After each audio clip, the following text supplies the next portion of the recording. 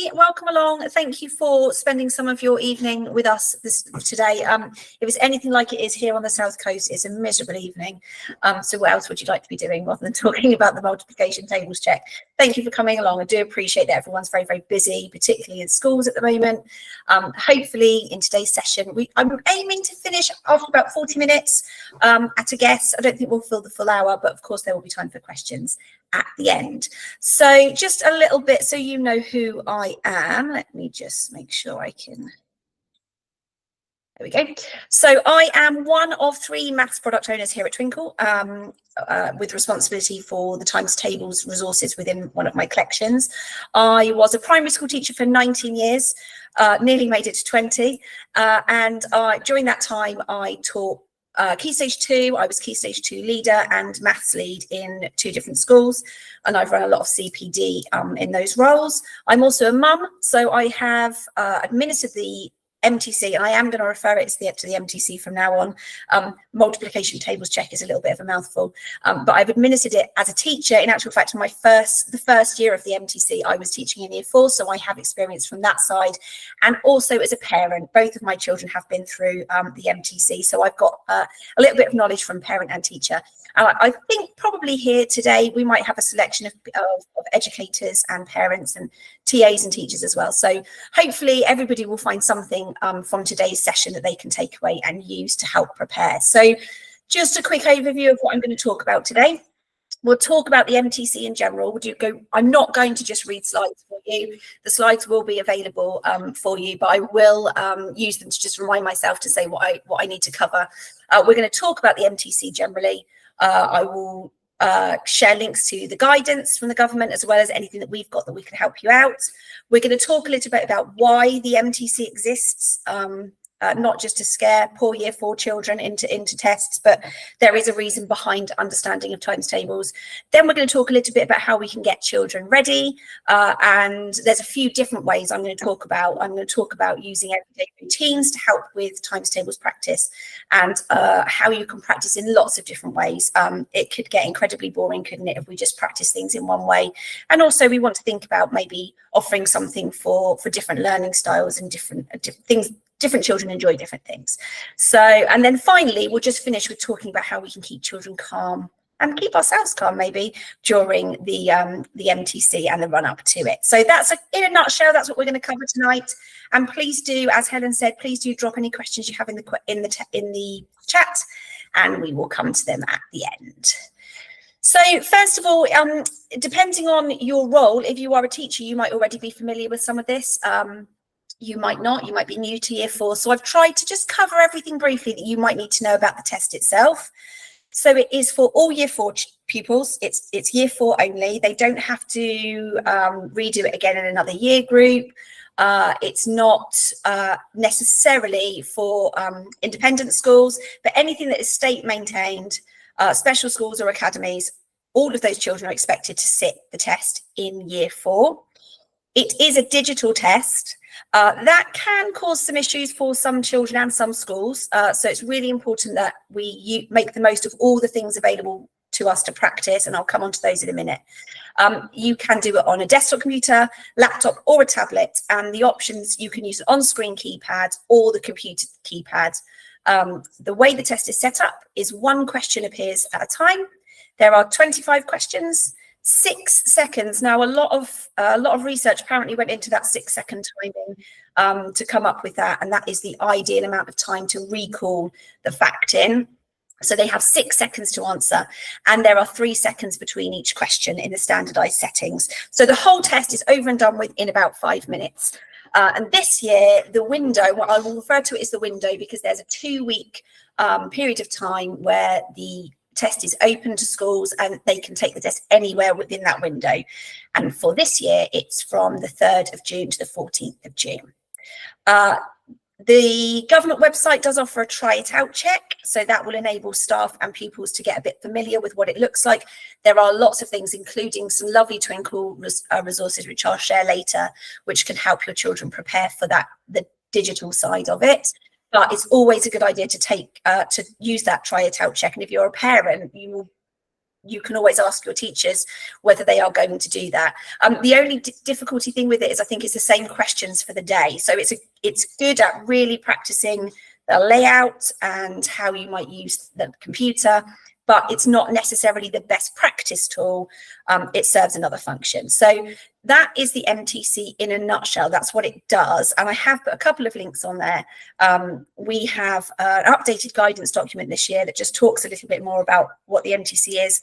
And I've also included a link to the government website there, which has the guidance document on there should you want to read it. But it's a lot longer than this slide. So that's just a general upshot of what is covered.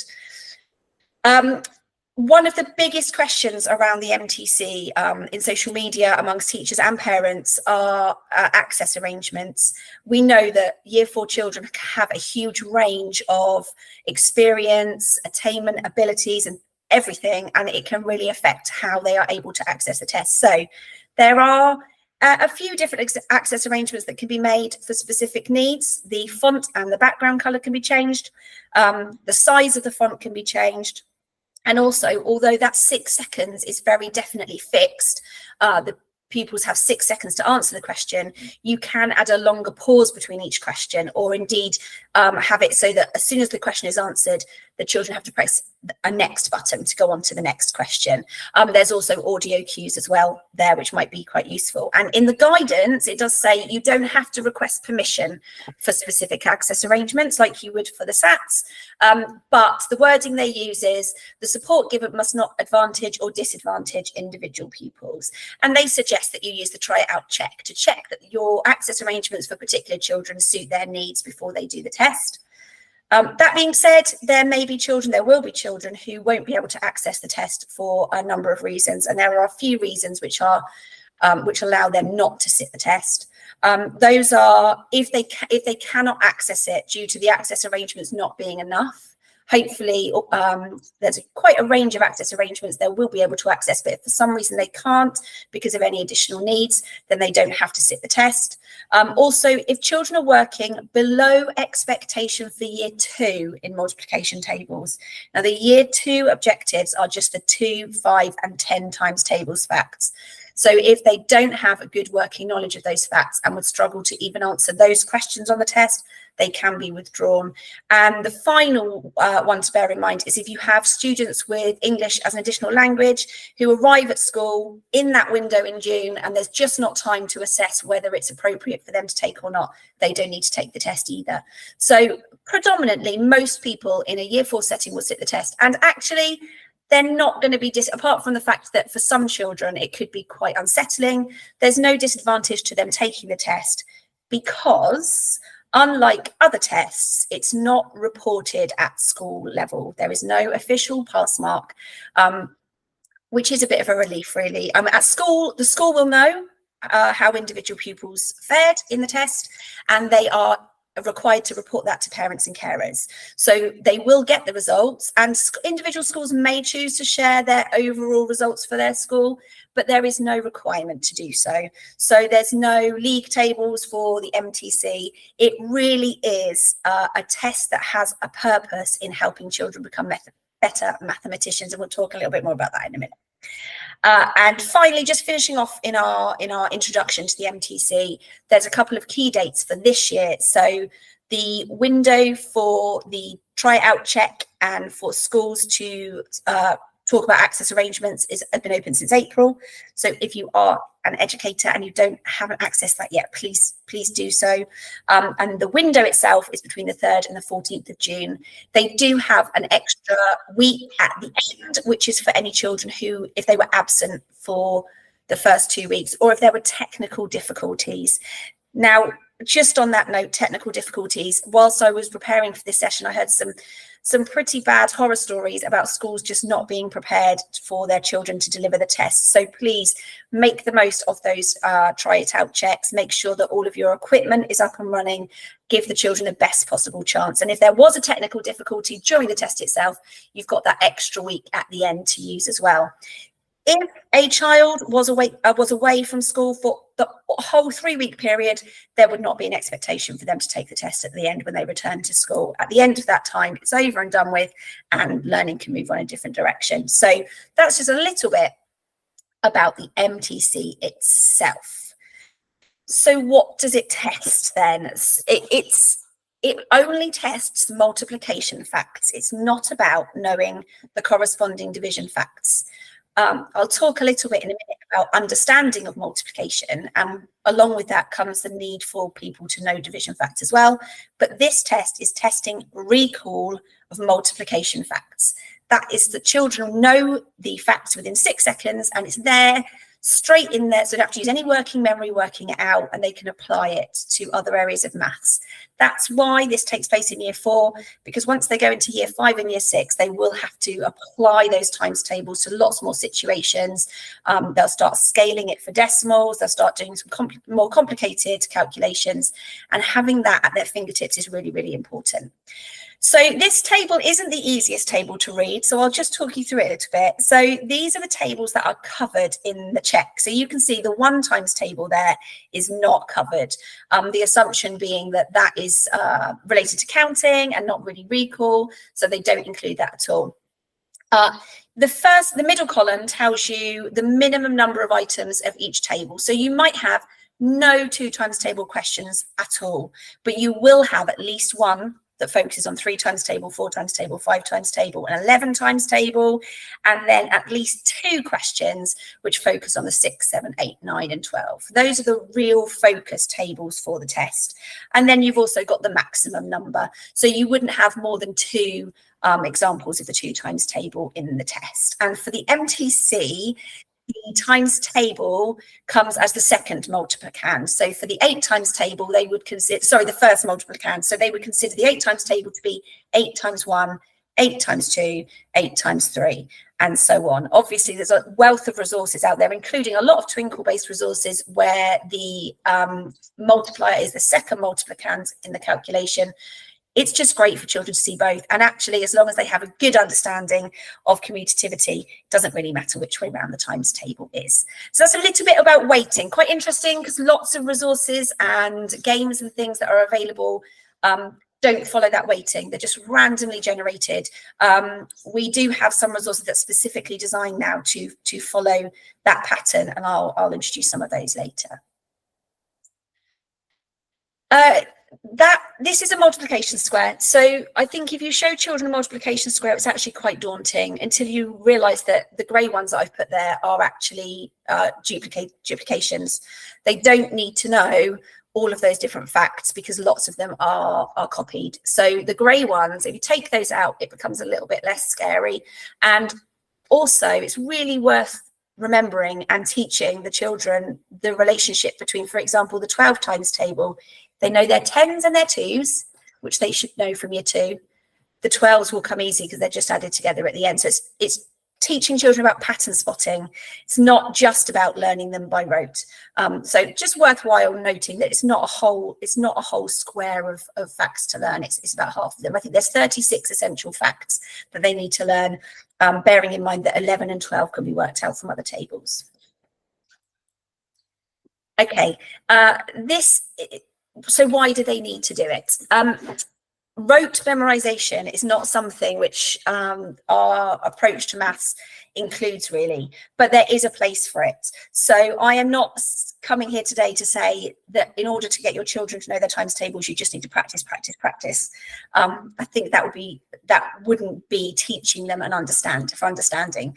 However, at this point, we have got a month until the MTC windows opens. Being able to improve their recall is a really good skill. So I'm assuming that good quality teaching has already happened with the concept of multiplication. This session is not about understanding of multiplication. It's about things we can do now in the last few weeks before the MTC to get children as ready as possible. But it's not about securing understanding. It's about practicing. And there's a place for both of them. Fluency practice is really important. Retrieval practice is really important, but really that's only going to be helpful if they've already got the secure understanding, and that will hopefully have already happened in their maths lessons. You know, in maths lessons we teach the understanding behind multiplication using models, images, bar models, arrays, and hopefully they will have secure understanding by the time they get to the test. So just a little thing, just to say, you know, I'm not saying that rote memorization is the way to understand times tables, but it does have a place, and that's what we're going to be talking about today. A little bit of reading there. I'm not going to read through it, but the link is in the slides. So it's all about long-term memory, really. You want children to be able to free up space in their working memory, particularly when they have to start multiplying and dividing larger numbers and decimals. And there's a really interesting review by the Education Endowment Foundation talking about that cognitive load. And you can see there's a little visual there of an iceberg. It's free to access. So, you know, the link will come out with the slides. Definitely worth a read, not just for maths, but talking about, you know, it's not about, oh, it's another test for the children to do. It's about actually, if they can recall their times tables, they're going to have a better time in the next couple of years in maths, because they're going to be able to focus their working memory on more complex things.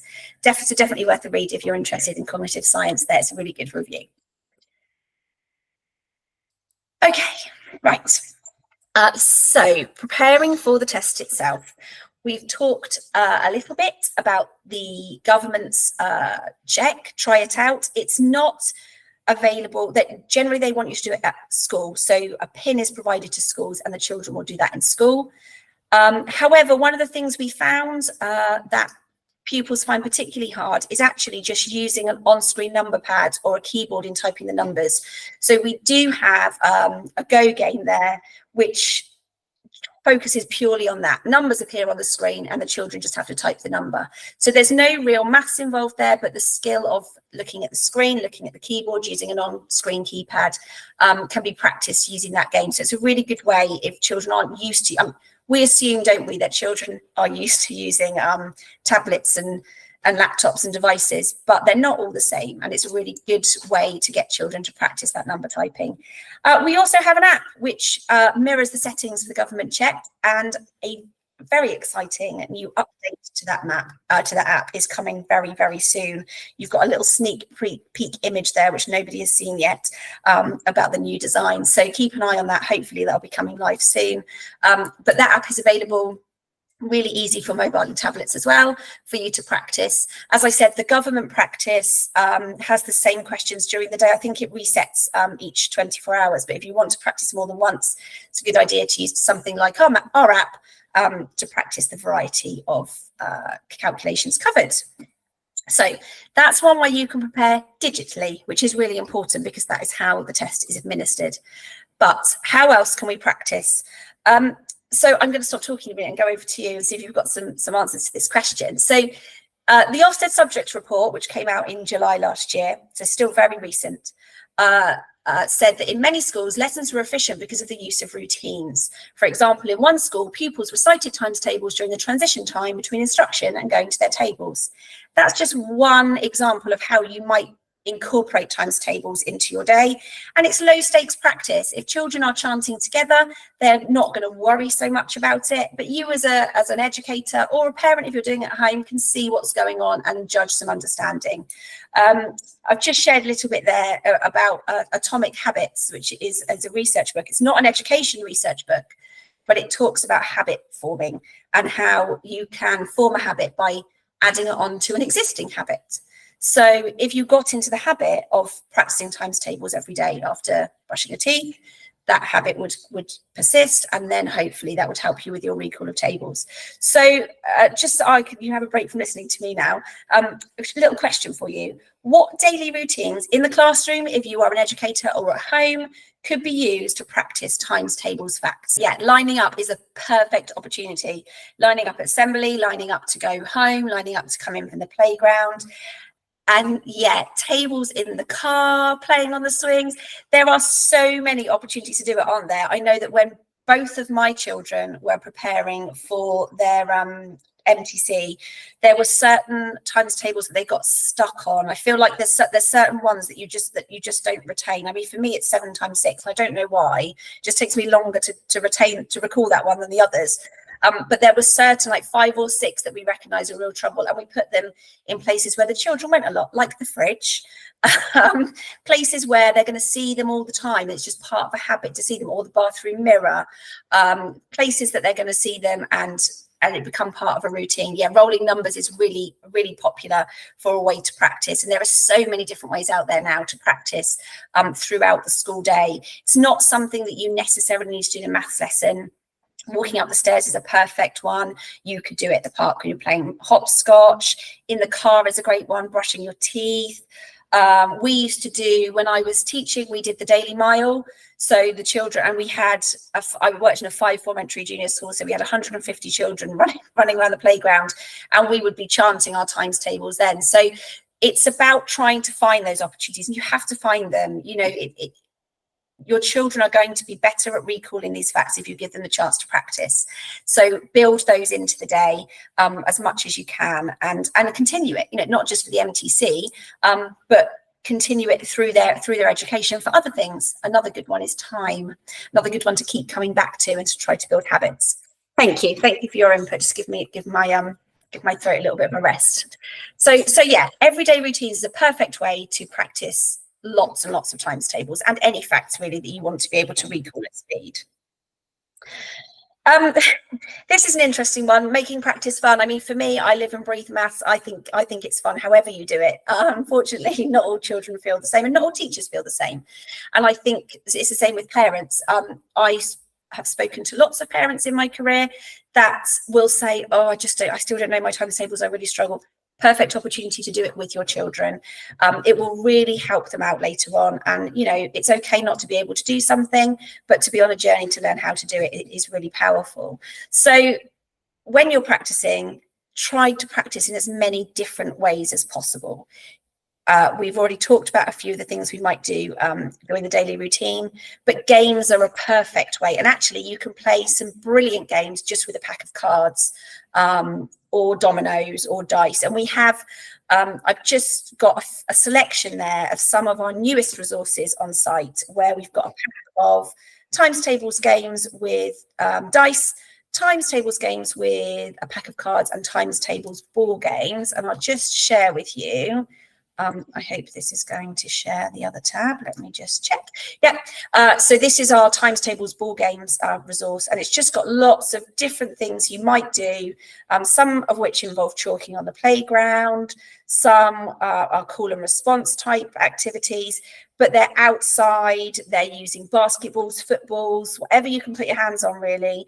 And it's a really good way. I mean, actually, it's quite a good way to let off some steam, particularly if you have a long afternoon session and you want to break it up a bit. It's meaningful practice. So that's just one of a set of new resources that are on site that practice times tables in different ways. And if you follow our Facebook page, and there is a link at the end, there is a different resource free each week in the run up to the MTC. So that's a bonus as well. So games, find games that the children love to play. You know, you will do that. Your class will have that. My class loved, I don't know if you describe this as a game, but we used to write up the times tables on the board. So you'd write 1 time, say we do the sevens, 1 times 7, 2 times 7, etc. and the answer.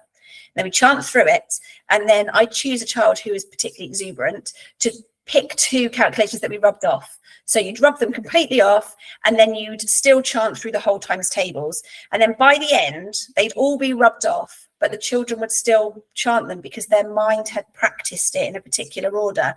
And you could get to the point where you pointed to a particular place on the board, and they would know 7 times 8 is 56 because that's where it was, and they'd retained it. And they loved it. I mean, maybe they would prefer to be outside bouncing a ball, but they really loved it and they used to ask for it all the time. So it's about knowing your class or your children, what do they like doing, and practice it. You know, don't make them do something they don't want to do. If they rather sit with a pack of cards, absolutely. So it's just tapping into what they find enjoyable as much as you can. It can get to this point where you really want to know how the children are going to do. And whilst there is every possibility to do digital tests, as I said, we've got the app, or there are lots of other things available out there. It's really good idea to put minds at rest, really, to see how the children are faring. So this is a new resource that we have created that particularly follows the weighting of the MTC itself. So it's got a particular focus on particular times tables, so you won't see the 1 times table in there, and you will see very few 2s, 5s and 10s. And there are different, I think there are 12, I'm just going to double check. Yeah, there's 12 different sheets. And then there's oh no, there's more than 12. Look at that, 16, 15 different sheets, and you can practice. I mean, we've got 4 weeks now, but if you did 3 a week, you could do Monday, Wednesday, Friday.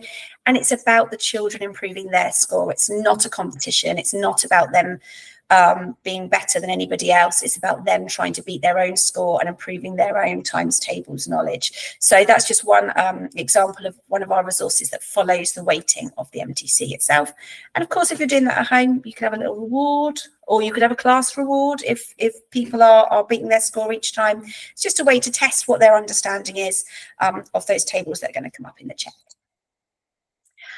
This is my favourite, and I was so happy when this came out in the Ofsted report, that Ofsted recognised that songs, games and rhymes are a really good way to practice things, not just times tables, but it's low stakes. You know, children won't worry about making mistakes, particularly if there's a big group of them, or you're singing with them if that's what you want to do. It's a really positive way to celebrate maths. And we do have, I mean, again, there are so many resources out there you could use, and it's about finding something that works for your children.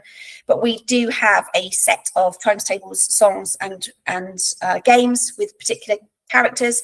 That's Octopus, the Roctopus in the middle there. So that's the 8 times table, my personal favourite. But it's really good that it's being recognised. It's being recognised by Ofsted that this is a really powerful way. It's meaningful practice. And depending on your class or your children at home, they might want to create their own one.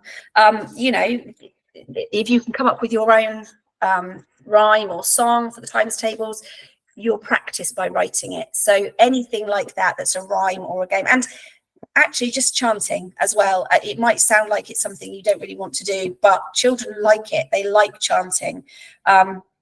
And we used to do things like we would chant, okay, this time we're going to chant it in a monster voice, or this time we're going to chant it as low as we possibly can, or in really high pitched Mickey Mouse type voice. And it's just make it exciting, make it different.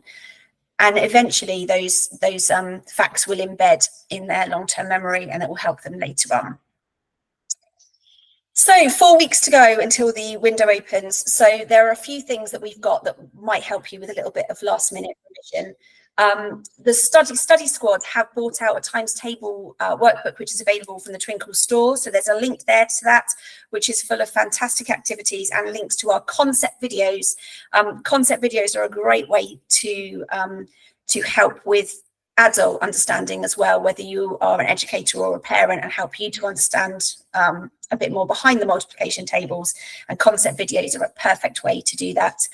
We also have a brand new revision booklet, which will be the perfect thing to send home or do in half term.